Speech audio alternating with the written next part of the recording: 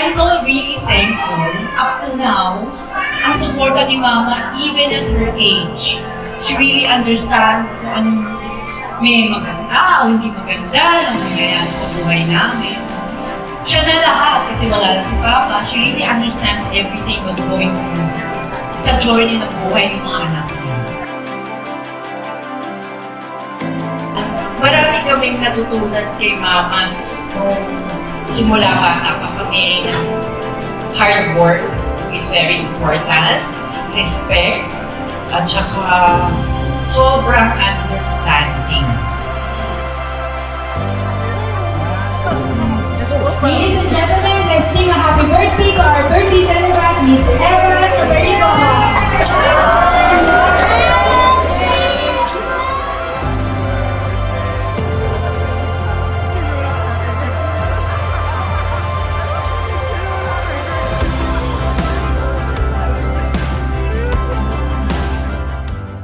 Salamat kay Mama at lahat ng masakit na mga akulita ko ng araw na nagpitiis. At lahat ng problema ay nasa tabi ko siya. Hindi nga pinababayaan.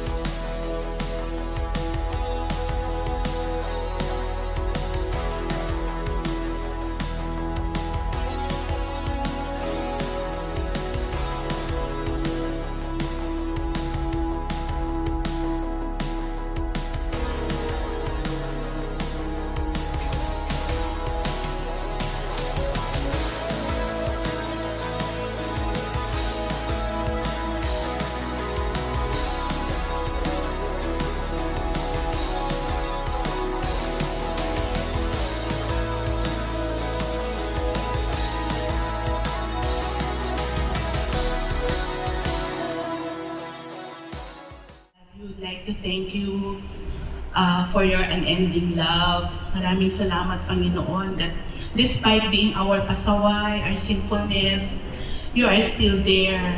So loving, so caring, so selfless. And Lord, yun nga po, kahit marami kami kasalanan, our joy and happiness is still paramount to your desires.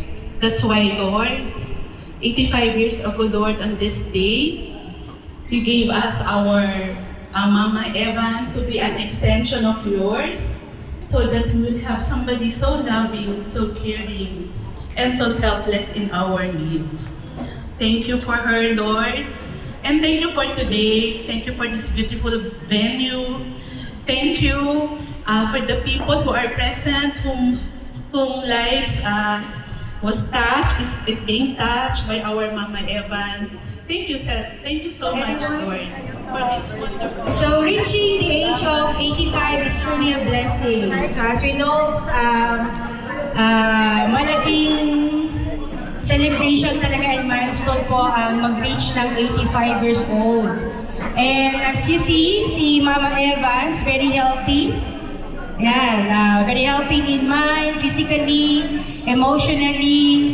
So it's really truly a blessing of God that we are able to have Mama Evans here with us and celebrate this particular milestone. So her life is being shared with us, filled with wisdom, experiences, love, strength, and grace.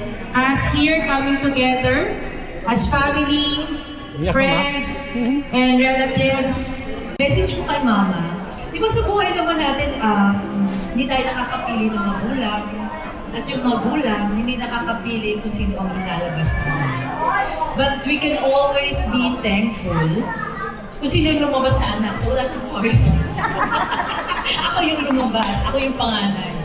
And ako, I'm so thankful na ang mama ko ay si mama.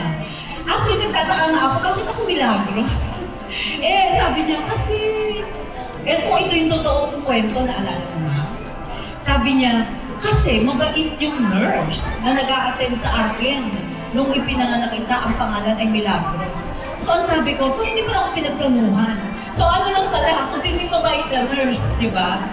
But I'm so really thankful, up to now, ang suporta ni Mama, even at her age.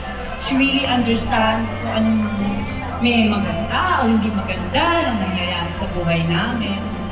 Siya na lahat kasi wala na si Papa. She really understands everything was going through sa journey ng buhay ng mga anak niya.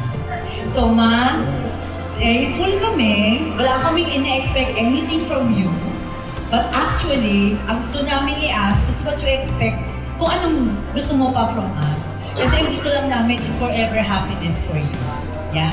Thank God for this 85th year at dumating si Mama on this age. Thank you, Mama. And we love you.